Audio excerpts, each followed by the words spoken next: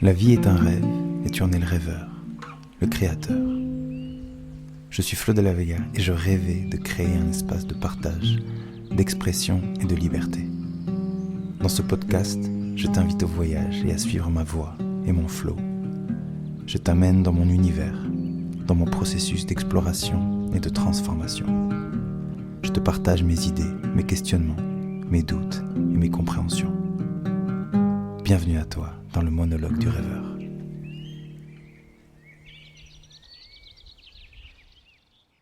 Le miroir de l'autre. Le concept du miroir de l'autre et du fait que l'autre est un reflet de qui je suis est un concept et une idée que je mets souvent en avant quand on m'interviewe, quand j'ai l'occasion de parler dans les médias ou dans les podcasts. J'en ai parlé dans mon livre et je sais que c'est un concept qui n'est pas toujours très bien compris, qui n'est pas toujours très bien reçu. Et moi je me rends compte que c'est quelque chose qui me fait profondément grandir. Le fait de réaliser à chaque instant que l'autre n'est qu'un reflet, un miroir de qui je suis, que la réalité dans laquelle je vis n'est qu'une illusion, n'est qu'une projection de mes propres constructions, de mes propres croyances, de mes propres peurs et de tout ce que je suis à l'intérieur. Ça me responsabilise. Cette idée-là me responsabilise entièrement sur la façon dont je vis ma vie, dans la façon dont je perçois les événements et les choses qui m'arrivent. Et évidemment, me challenge profondément. Parce que il est bien connu que quand on veut grandir, évoluer, se rapprocher de sa meilleure version, on veut se détacher de l'ego, on veut ne pas juger. Moi, je crois que le jugement est une super opportunité de voir encore et encore qui nous sommes à l'intérieur. Ça m'arrive très souvent d'être face à des proches, à des amis, et d'avoir du jugement, et d'avoir des réactions face à ce qu'ils sont, et à ne pas me rendre compte tout de suite, au premier abord, que ce qui vient toucher en moi, ce qui vient se réveiller, n'est pas réellement ce que l'autre est, mais plutôt ce qu'il y a en moi et qui n'a pas été travaillé, qui n'a pas été guéri, qui n'a pas été accepté. C'est un outil puissant. Le miroir de l'autre, comme je l'appelle, le reflet de l'autre est une opportunité incroyable de se regarder, d'amplifier quelque chose que l'on ne voit pas. Et très souvent, on tombe dans le piège, je tombe dans le piège de un tel ami me fait réagir ou il fait chier parce que dans telle ou telle situation, il réagit comme ça, ou il dit toujours ce genre de choses, ou je remarque qu'il a une tendance à chaque fois que je pointe du doigt, je me souviens qu'il y a 3 doigts qui reviennent vers moi. À chaque fois qu'il y a quelque chose chez l'autre qui me dérange, à chaque fois, on laisse passer la voiture. À chaque fois que je me rends compte que je pointe du doigt ou que j'accroche sur quelque chose de l'autre, je sais qu'il y a quelque chose à aller chercher en moi. Et c'est pas tout de suite très, très évident. C'est pas quelque chose qui saute aux yeux. Mais il y a quelque chose. Il n'y a pas très longtemps, j'étais en train justement d'accrocher sur le fait que des amis à moi, dans leur processus, dans leur façon d'évoluer, je les trouvais lents, je les trouvais peu ambitieux, je les trouvais un petit peu mous. Et je me voyais juger ça. Et je me disais, mais pourquoi tu les juges ? Laisse-les avancer dans leur process. C'est pas bien de les juger, accepte-les comme ils sont. Tu vois, les principes très simples que j'en veux appliquer. Et puis ça c'est revenu plusieurs fois, j'accrochais, et à un moment donné je me suis dit, tiens, il faudrait peut-être que je commence à écrire là-dessus et que je creuse un peu plus. Et j'ai creusé et je me suis rendu compte que cette non-acceptation et ce jugement que je pouvais avoir envers ses amis étaient liés directement à la non-acceptation et au jugement que je peux avoir quand moi aussi je passe par des moments dans mon processus dans lequel je suis moins ambitieux, un peu plus médiocre, un peu plus humain, un peu plus mou, renfermé. Et là, j'ai vu la clarté, j'ai vu avec clarté ce pouvoir que peut avoir l'outil de regarder l'autre et de se voir en l'autre. et de venir ensuite guérir. Et j'ai vu l'opportunité qu'est de pouvoir regarder l'autre en se voyant soi.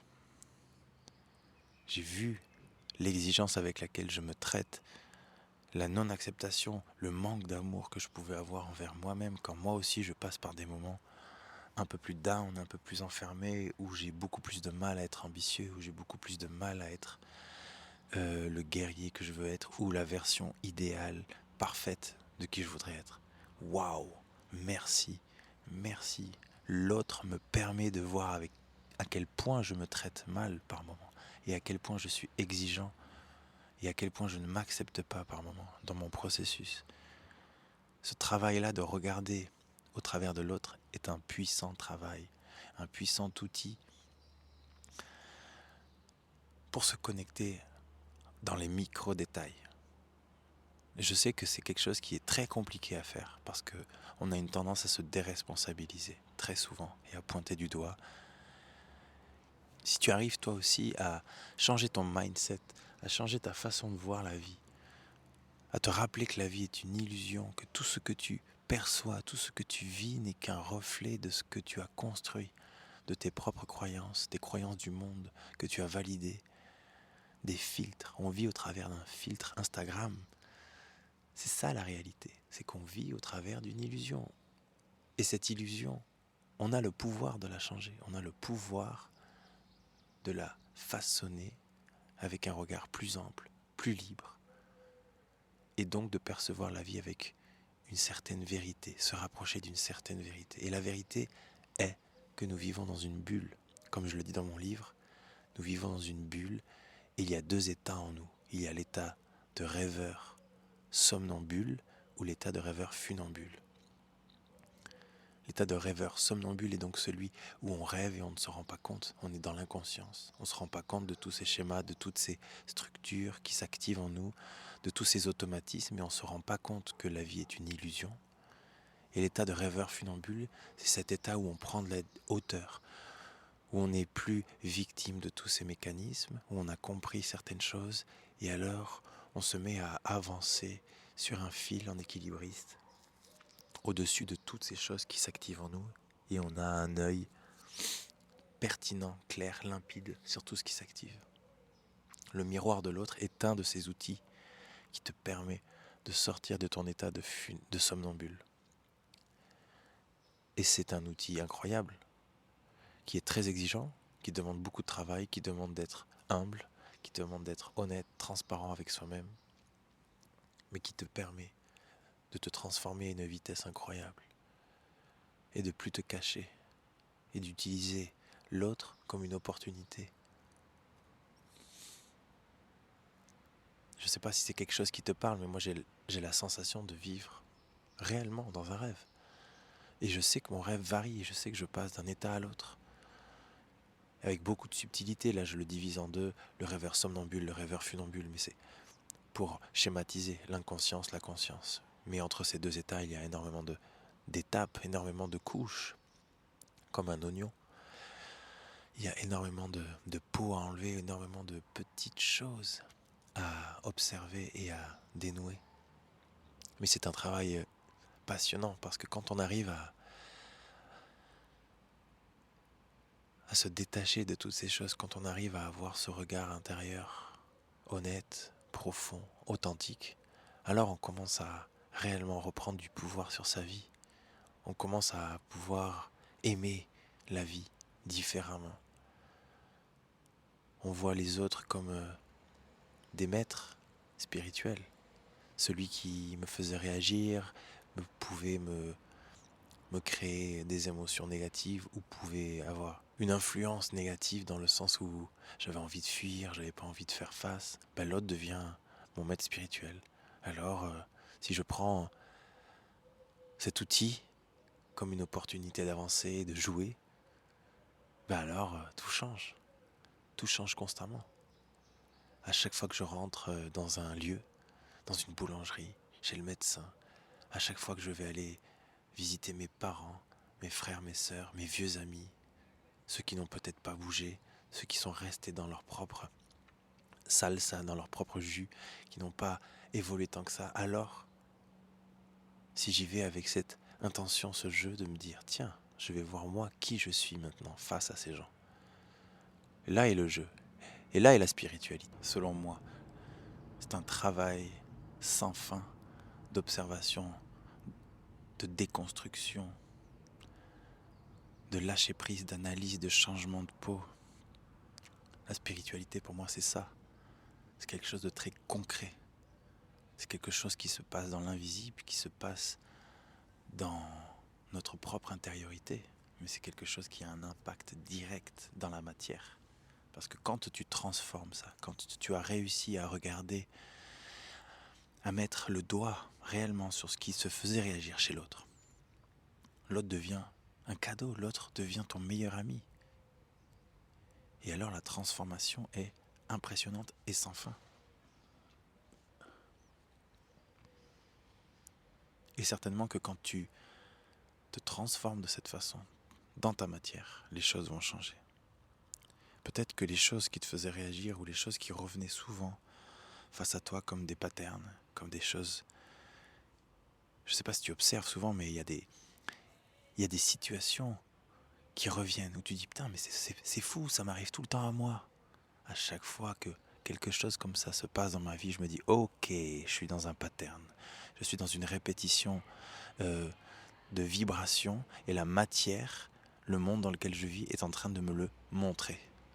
Donc, je vais aller chercher à l'intérieur et je vais aller dénouer ce petit nœud, je vais aller mettre de la lumière sur cette structure et elle va se désintégrer, disparaître peu à peu. Et alors dans ma matière, les choses qui me dérangeaient ou les patterns qui se répétaient ne réapparaîtront plus.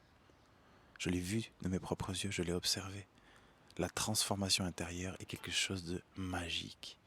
Et quand on transforme alors toute l'illusion qu'on avait en nous, nos croyances limitantes sur ce que l'on est, sur ce que l'on devrait être, alors on change tout. Si chaque jour je change ma façon de me voir et de voir la vie, et que consciemment je pose un regard libre, puissant, rempli d'amour, rempli de gratitude, rempli de bonté envers moi-même, alors le monde devient bon, devient beau, devient amour, et je me synchronise avec cette réalité. On vit dans une illusion, nous vivons constamment dans une illusion, et on oublie constamment que ce qui se passe à l'extérieur n'est qu'un reflet de ce qu'il y a en nous.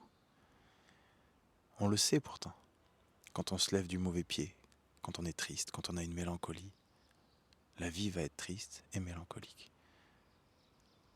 Je l'ai vu quand j'ai vécu dans la forêt, ça a été un reflet énorme pour moi parce que quand je suis arrivé dans cette forêt magique, j'ai commencé à me dire ok, j'ai trouvé, le paradis c'est ici. Donc j'ai projeté mon bonheur et le fait que tout était beau vers l'extérieur. Puis le temps est passé, puis les cycles, puis les étapes, et j'ai vécu dans ce même endroit qui était le paradis, l'enfer. Pourtant le lieu n'avait pas bougé, c'était le même. Et c'est là que j'ai commencé à comprendre toute cette mécanique du miroir de l'autre et que le fait de percevoir à l'extérieur quelque chose n'était que le reflet de ce que je suis à l'intérieur. Quand il fait beau, on pourrait voir ah, quel bonheur, il fait beau aujourd'hui, le soleil brille sur moi, quelle chance. Mais si t'as passé une semaine au soleil et que t'as des coups de soleil partout et que t'en as marre de la chaleur, tu vas te dire putain, encore une journée de beau temps, j'en ai marre. Je veux de l'ombre, évidemment. Évidemment, c'est juste un exemple pour mettre en perspective que le fait de percevoir la vie avec des filtres met en évidence le fait que la vie est une illusion. Et pour les rêveurs qui sont là et les rêveurs exigeants, les rêveurs qui veulent pointer du doigt leur ingénierie, leur mécanique la plus subtile, le travail sur soi et au travers de l'autre est un travail incroyable et infini. Que ce soit en couple, face à tes enfants, face à ta meilleure amie, face à tes parents, tes cousins, ta famille. Il y a énormément de choses à résoudre grâce à ça. Ne pas s'échapper, faire face, y aller avec l'envie d'apprendre. Et même si ça fait mal, et même si ça nous fait réagir, parce que je sais que quand on évolue spirituellement, l'ego et la morale et beaucoup de choses s'installent en nous. Et le fait de ça y est, je suis spirituellement supérieur, je ne devrais plus juger les autres. Non, c'est une connerie. Il faut juger. Le jugement est une opportunité incroyable. Il faut faire des erreurs si on veut grandir spirituellement. Grandir, c'est travailler sur soi, être humble, avoir un regard authentique et transparent sur ce qu'il y a réellement en nous. Je crois que les grands maîtres spirituels savent très bien tout cela. Si on veut se rapprocher de notre plus belle version, de cet état de rêveur funambule, il faut enlever tous les concepts que l'on a sur qu'est-ce qu'est être un être spirituel, un être éveillé. Et je crois que on s'enlèvera beaucoup d'exigences, on s'enlèvera beaucoup de freins. Et on vivra avec beaucoup plus d'intensité. Je crois que pour grandir aussi spirituellement, il faut vivre sans frein, il faut y aller à fond. Quand tu juges quelqu'un, vas-y, juge-le à fond. Et rends-toi compte pourquoi tu le juges. Et vas-y, fais la part des choses. Il y a des choses certainement qui sont absurdes, qui sont liées à des vieilles structures, des vieilles idées qui ne t'appartiennent même plus. Mais si tu te refuses de juger l'autre, de projeter sur lui quelque chose, si tu réprimes ça, tu ne pourras pas le voir. Donc tu continueras d'être dans cette énergie-là, envers toi-même. Puisque la finalité de tout ça, c'est que tout ce que l'on projette sur les autres, on se le projette sur soi-même. Et donc, quand tu juges et que tu penses mal sur quelqu'un, il faut juste que tu comprennes que c'est envers toi que tu le fais, constamment, chaque jour, dans l'ombre, sans que tu t'en rendes compte. Tu sais, quand tu fais tomber un truc dans ta cuisine, et que tu dis, putain, mais qu'il est con celui-là, et que tu te parles comme ça, est-ce que ça résonne ça en toi? Combien de fois on fait ce genre de choses envers nous-mêmes? Combien de fois on ne se laisse pas en paix? Combien de fois on est exigeant, on est mal aimant envers nous-mêmes? Inconsciemment, sans qu'on s'en rende compte. On passe notre quotidien à se dire, ah, t'es nul, t'aurais pu faire mieux. Ah putain, mais que t'es con. Je crois que l'autre nous permet de voir ça surtout, de voir à quel point on se traite mal. Donc vas-y, juge l'autre. Permets-toi ce jugement, permets-toi cette critique. Et rentre en toi et va travailler sur tes blessures. Va travailler sur ce vide qu'il y a à remplir d'amour. Va travailler sur tout ce que tu veux transformer pour devenir une version plus libre, plus accomplie. La spiritualité, c'est pas devenir quelqu'un de bon pour le monde, pour la morale, pour les étiquettes, les concepts. Non, la spiritualité, c'est travailler sur toi et mettre de la lumière sur ce qu'il y a. Et c'est beau de critiquer l'autre. C'est beau de pouvoir, en toute honnêteté, se regarder dans le miroir. Allez, on enlève les masques. Je suis ça. Parce que si tu le fais envers toi-même, tu le feras envers les autres. Et alors l'amour que tu arrives à te porter envers toi-même, tu arriveras à le porter vers cet ami qui te fait réagir. Cette critique que tu portes vers l'autre, elle s'estompera, puisque tu as réussi à la régler avec toi-même. Et donc tu auras beaucoup d'empathie, beaucoup de compassion, beaucoup d'amour pour l'autre. Et tes relations vont devenir de plus en plus saines. Ta relation avec le monde deviendra de plus en plus saine, de plus en plus libre, de plus en plus ce que tu veux être. Le miroir de l'autre est un outil incroyable pour avancer, pour grandir. Merci pour ton écoute et merci pour ton attention. C'est un grand kiff pour moi de te partager tout ça. N'hésite pas à me soutenir, à diffuser et à partager ce podcast autour de toi. Et si tu veux avoir plus d'infos sur les événements, les retraites, les concerts et tous les contenus que je propose, je t'invite à t'abonner à ma newsletter et à aller checker mon site flodelavega.com.